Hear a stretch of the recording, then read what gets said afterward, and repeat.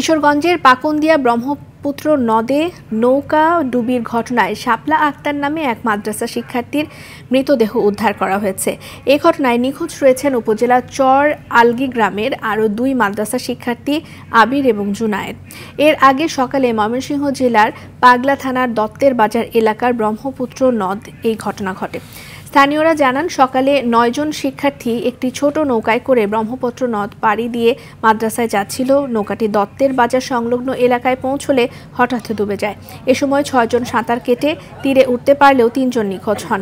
আর এ বিষয়ে কিশোরগঞ্জ ফায়ার সার্ভিসের উপসহকারী পরিচালক মুফাজ্জল হোসেন জানান, ডুবুরি দল নিখোঁজ ২ জনকে উদ্ধারে কাজ করছে।